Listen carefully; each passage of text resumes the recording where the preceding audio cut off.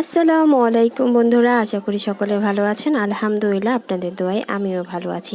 চলে আসছি নতুন একটা রান্নার রেসিপি নিয়ে আপনাদের কাছে। তো বন্ধুরা, আজকে তোমাদেরকে করে দেখাবো খুবই মজাদার একটি নাস্তা রেসিপি। বিকেলের নাস্তা চায়ের সাথে একেবারে জমে যাবে, আর বাসায় থাকা মাত্র একটু উপকরণ দিয়ে তৈরি করে নিতে পারেন এই মজাদার রেসিপিটি। তো বন্ধুরা, আজকে আপনাদের করে দেখাবো আমি পটেটো বিটস বল রেসিপি। তো বন্ধুরা, চলো কথা না বাড়িয়ে তাহলে আমরা আজকে চলে যাই রেসিপির মূল অধ্যায়ে। তো বন্ধুরা, এই যে এখানে আমি নিয়ে নিয়েছি দুটি আলু, একটা বড় আর একটা মাঝারি সাইজের। আমি দুটি আলু নিয়ে নিয়েছি, আর এখানে একটা পিলার নিয়ে নিয়েছি। পিলারের সাহায্যে আমি আলুগুলো ছিলে নেব। চামড়াগুলো সুন্দর করে আলুগুলো আমি পিলারের সাহায্যে চামড়াগুলো ছিলে 2-3 বার পানি দিয়ে, নর্মাল পানি দিয়ে ধুয়ে নিয়েছি। তো বন্ধুরা, এই লাস্টবার আমি আবার ধুয়ে নিচ্ছি, ধুয়ে পানিগুলো ফেলে দেব। ফেলে দেওয়ার পর এই আলু দুটোকে আমি একটি গ্রেটারের সাহায্যে গ্রেট করে নেব। আপনারা চাইলে ছোটো গ্রেটার দিয়েও গ্রেট করে নিতে পারেন, আবার চাইলে বটি দিয়েও আলু ভাজির মতো করে চিকন চিকন করে কেটে নিতে পারেন। তো বন্ধুরা, এই যে আমি ছোটো গ্রেটার দিয়ে গ্রেট করে নিচ্ছি খুব সুন্দর করে। তো বন্ধুরা দেখো, এই যে আমার গ্রেট করা হয়ে গেছে।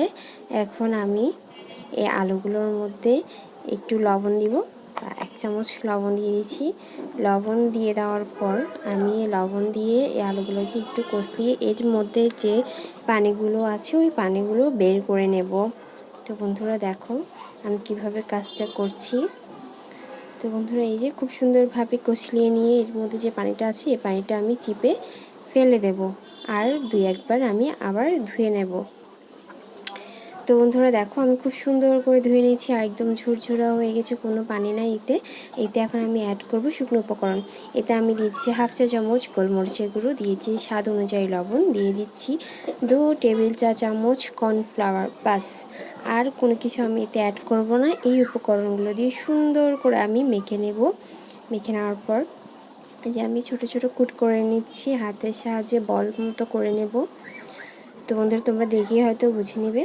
তো বন্ধুরা দেখো, এই যে আমি একটি তৈরি করে নিয়েছি, এভাবে আমি বাকি বলগুলো তৈরি করে নেব। তো বন্ধুরা দেখো, আমার বলগুলো তৈরি হয়ে গেছে। এখন আমি ফ্রাই করে নেব তেলে। আগে থেকে আমি চুলায় তেল গরম হতে দিয়েছিলাম, এখন এই তেলের মধ্যে দিয়ে দিয়েছি আমি বলগুলো। তো বন্ধুরা দেখো, সবগুলো বলগুলো আমি দিয়ে দিয়েছি।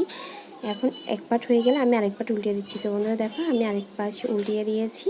এভাবে আমি উলটপালট করে ভেজে একটি সুন্দর ব্রাউন কালার করে নেব। তো বন্ধুরা দেখো, আমার এই পটেটো বিটসগুলো কিন্তু হয়ে গেছে। এখন আমি তুলে নিচ্ছি এক এক করে, ফিরে আসছি পরিবেশন করে। তো বন্ধুরা দেখো, তৈরি হয়ে গেলো মজাদার পটেটো বিটস রেসিপি। আর বিকেলে নাস্তার জন্য তো একেবারেই পারফেক্ট আমি মনে করি। আর বাসায় থাকা অল্প উপকরণ দিয়ে যদি এত মজাদার একটি নাস্তা রেসিপি তৈরি করা যায়, তাহলে তো আর কোনো কথাই নেই। তো বন্ধুরা, আমার রান্নার রেসিপিগুলো যদি তোমাদের ভালো লেগে থাকে, অবশ্যই আমার চ্যানেলটা সাবস্ক্রাইব করে আমার পাশে থেকো, এমনকি পাশে থাকা বেল আইকনটি ক্লিক করে দিও, যাতে করে আমার নতুন নতুন রান্নার রেসিপিগুলো সবার আগে গিয়ে তোমাদের কাছে পৌঁছায়। তো বন্ধুরা, এতক্ষণ আমার সাথে থাকার জন্য সকলকে জানাই অসংখ্য ধন্যবাদ, আর আল্লাহ হাফিজ।